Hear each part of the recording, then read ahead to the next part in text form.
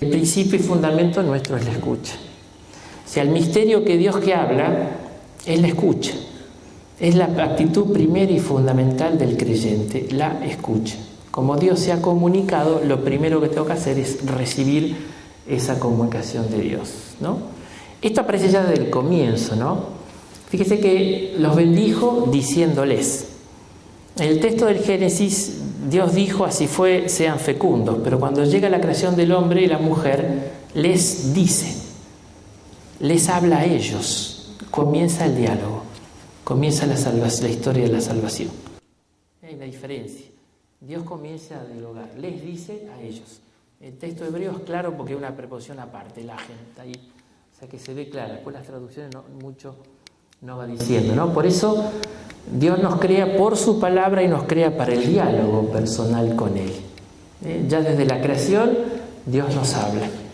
Y por eso tenemos este texto fundamental, el que llamamos el Shema, que los judíos piadosos rezan todas las tardes, y que Jesús lo cita un par de veces cuando preguntan en qué consiste la ley y los profetas, el principal mandamiento. Bueno, escucha Israel, amarás al Señor tu Dios con todo tu corazón, con toda tu alma, con todas tus fuerzas, ¿no? O sea, toda la vida brota de esta escucha de la palabra. Al misterio de Dios que habla está el misterio del hombre que escucha. Y esto de algún modo sintetiza o concentra toda la espiritualidad bíblica, que es esta actitud de escucha, que va especificando en qué consiste la actitud de escucha.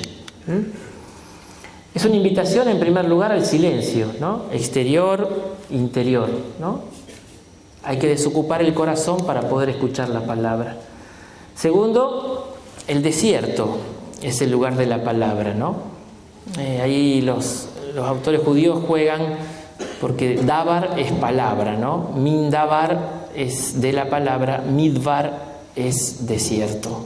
El midbar es el lugar, min dabar es el lugar de la palabra, ¿no? O sea, es como condición necesaria. Creo que esto no hace falta insistir, hablamos algo al comienzo, ¿no? Y es una palabra que nos llama por el nombre, escucha Israel, ¿no? Hay una cosa interesante ahí, dice, solo el que oye es Israel, y es Israel quien quiera que oye. O sea, hay que poner el nombre de cada uno cuando está ahí. Es una palabra, por eso Jesús dice, va a escuchar mi voz, es la voz del amado. Es siempre esa actitud personal de escucha, ¿no? A esto se agrega mucho, ¿por qué pone tanto acento en la escucha y no en la visión? Según la espiritualidad del Antiguo Testamento, la visión, el querer ver, que es casi una exigencia humana, lleva a la idolatría. Cuando yo fijo a Dios, hago un ídolo. Lo transformo en un ídolo. En cambio, la escucha siempre me pone a la atención de Dios, ¿no? Por eso la visión tiene una evidencia objetiva que se impone, pero la escucha, en cambio, requiere un cambio de confianza, de fe. La escucha supone la fe. En cambio, la visión por ahí insiste mucho. Eso lo dice el Papa Ratzinger, ¿no? O sea que hay una supremacía de lo que no vemos y una primacía de lo que escuchamos, por encima de lo que vemos, ¿no? Siempre está abierta, por eso la escucha es una invitación a la obediencia. Los ídolos, por eso, son lo que vemos y fijamos y nosotros los manejamos. En cambio, la escucha siempre me pone a mí a disposición de la escucha de la palabra, ¿no? Así se expresa, por ejemplo, el pueblo en un contexto de alianza. Hay un texto que ha llamado mucho la atención, sobre todo cuando se compara con el texto paralelo del Deuteronomio. Miren que está extraño ahí. Esto cuando sella la alianza. Dice, todo lo que el Señor ha dicho, haremos y escucharemos. Ve que llama la atención que pone primero haremos y después escucharemos. Van a ver que muchas Biblias cambian. Ponen primero escucharemos como si hubiera sido un error. Pero el texto está ahí. El otro lo corrige, el Deuteronomio. Y dice que los rabinos lo explican de este modo. Dicen que Dios le ofreció a otros pueblos la Torá, los mandamientos. Y que todos los otros pueblos querían primero saber qué era el contenido, cuál era el contenido de la Torá. En cambio Israel dijo, no importa, lo acepto sin saber lo que es, el cheque en blanco. Esa actitud de fe. Dice que por eso Israel le dio la Torá a Israel, porque no pidió saber el contenido, simplemente confió en Dios y la aceptó, ¿no? Hay otra versión sobre por qué son los mandamientos 10, no sé si lo saben. ¿Por qué son 10 los mandamientos? Dice que primero Dios le ofreció los mandamientos a los egipcios. Y los egipcios quisieron saber qué contenía la Torá, los mandamientos. Entonces Dios le dijo, bueno, por ejemplo, no fornicar. Y al parecer los egipcios tienen fama de fiesteros y entonces dijeron, no, gracias. Entonces después se le ofreció a los fenicios, quienes en la Torá querían saber el contenido. Entonces dijeron, a ver, por ejemplo, dice, bueno, por ejemplo, no robar. Los fenicios eran comerciantes, le arruinaban los negocios, business service, bueno, no, gracias, dijeron que no. Se le ofreció a los griegos, quienes la Torá, los mandamientos, y dijo, ¿por qué significa? Y por ejemplo, significa no matar. Los griegos, grandes conquistadores, las conquistas, las batallas, nos arruina nuestra expansión, nuestro imperialismo, no, gracias. Entonces va y ahí sí se le ofrece a Israel, querés la Torá. Y entonces los israelitas preguntaron cuánto cuesta. Dios le dijo, es gratis. Y entonces dijeron, bueno, deme 10. Y entonces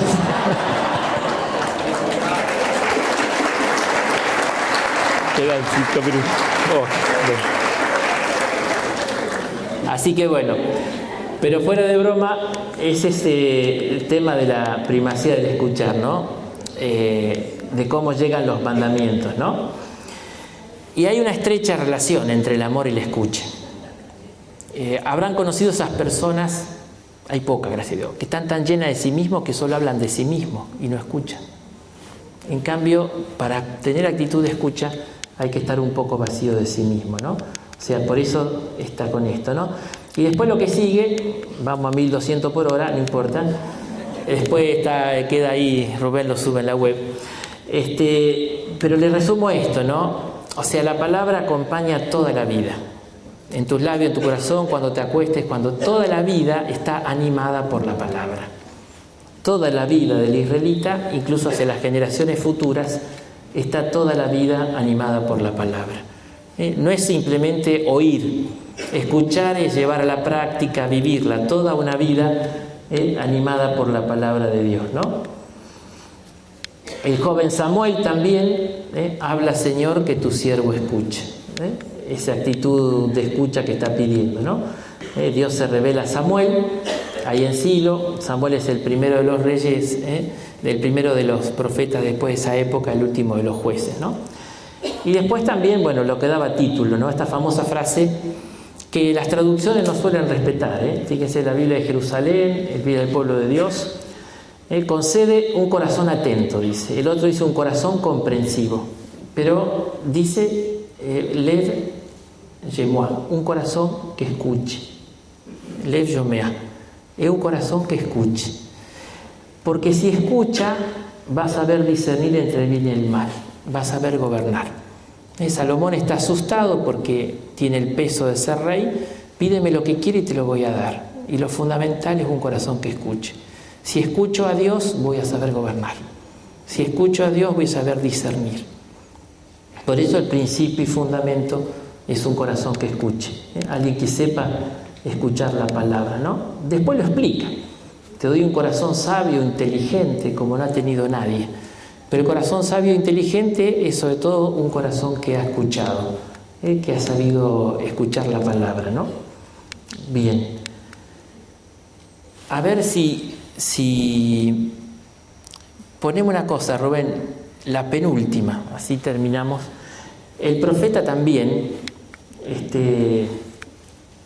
ahí está, la set, esa.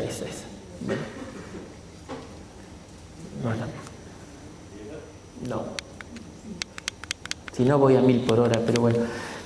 Acá también está este tema, ¿no? Esa frase muy linda, ¿no? El Señor me dio oído de discípulo, cada mañana despierta mi oído para que escuche.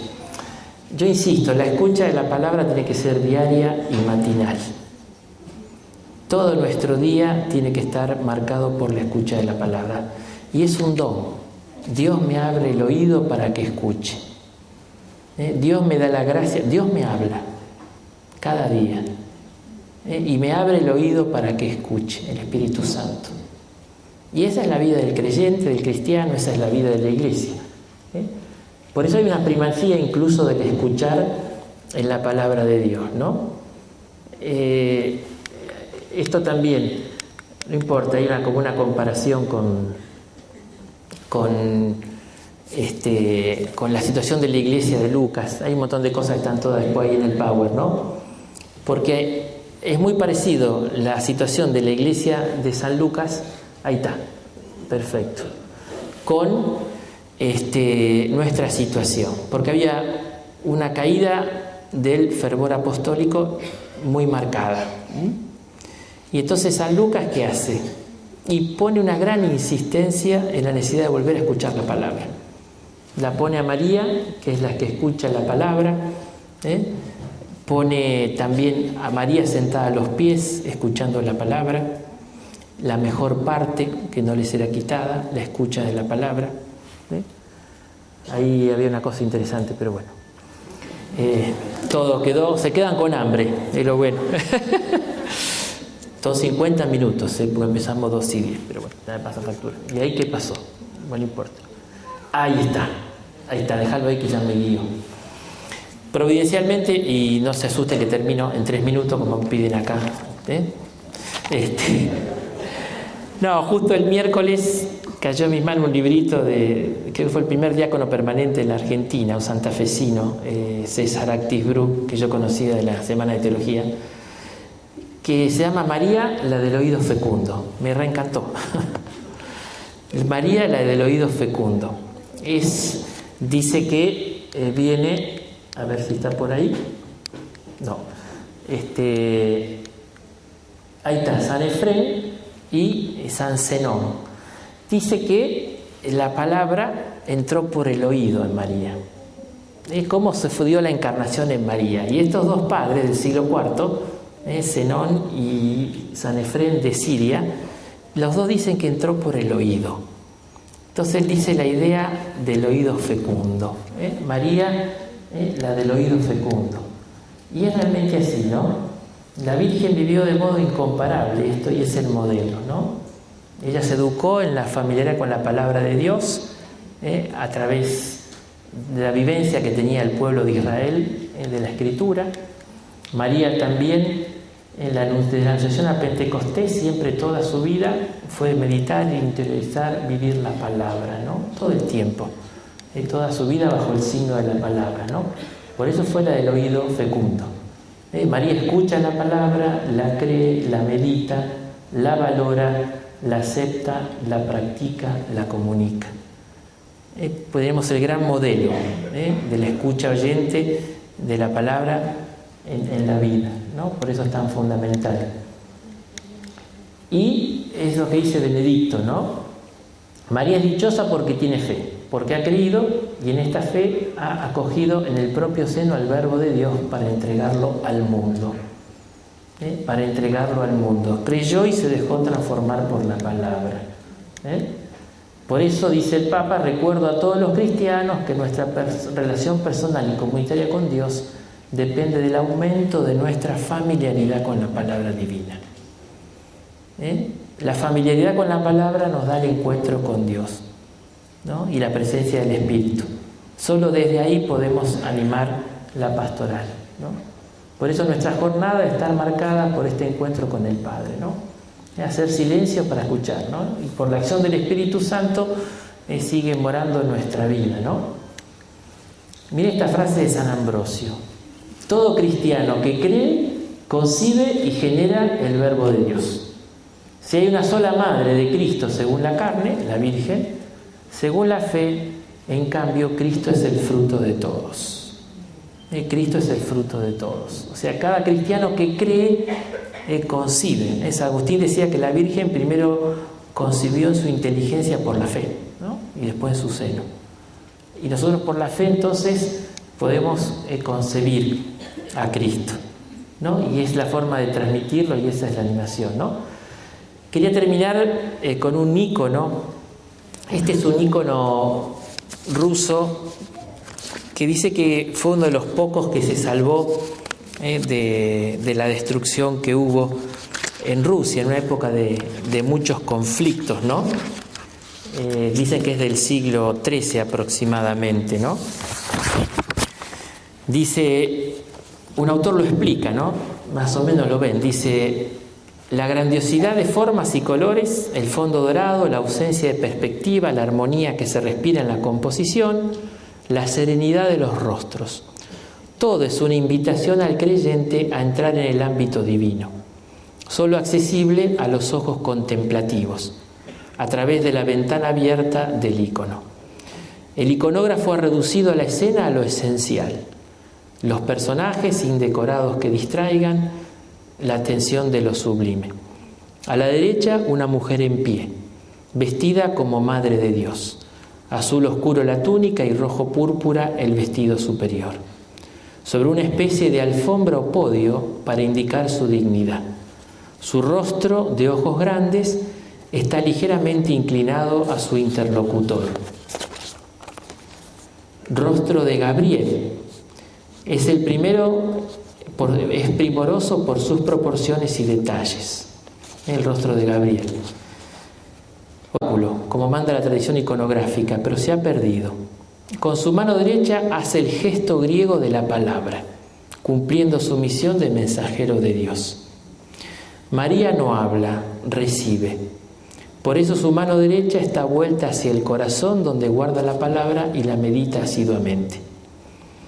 Con una técnica extraña para nosotros, acostumbrados a las secuencias temporales de imágenes, el ícono nos ofrece una visión total y simultánea de la Anunciación. Al mismo tiempo que el ángel habla, María ya ha concebido en su seno al Hijo de Dios, que está sentado en el trono del cielo. Jesús aparece en forma de un niño sin apenas ropa, pero que es el logo de Dios, gesto de la palabra. María, al mismo tiempo que recibe en su seno la palabra, nos indica el camino de encuentro con ella. El niño está relacionado en diagonal con el Logos sentado en majestad en la gloria del cielo, rodeado de serafines, del que desciende un rayo de luz a su lado, hoy apenas perceptible, hacia la Virgen. Todo el ícono transmite serenidad y habla de escucha, de acogida orante, de encuentro entre el cielo y la tierra virginal, de la humanidad y armonía silenciosa. Estamos en el comienzo mismo de la plenitud del tiempo, en la aurora de la salvación. Este mensaje cobra aún mayor valor si tenemos en cuenta que este ícono se pintó en un contexto histórico de disgregación, de fuertes luchas internas en Rusia, de predominio de la violencia y de ambición de poder. Todos los mensajeros que llegaban traían malas nuevas. Por eso, el iconógrafo presentó a María en el misterio de la Anunciación como el sueño de un pueblo nuevo, deseoso de buenas noticias de reconciliación, de acogida, de unidad. A través de la ventana abierta del ícono, un rayo del futuro llega a nuestra tierra, invitando a todos a hacer lo posible. Y para esto, lo que sigue, que lo veremos esta tarde, la visitación, María animada por la palabra. Muchas gracias. Muchísimas gracias, nuestro representante del equipo de Animación Médica Nacional, también a mí, que nos ha hecho una corrida por la escucha de la palabra, pero nos quedamos con todo el material en la página. Así que lo podemos bajar gratis, desde 10. Bueno, vamos a dar unas indicaciones prácticas rapidito, porque ya nos está llamando el estómago a hacer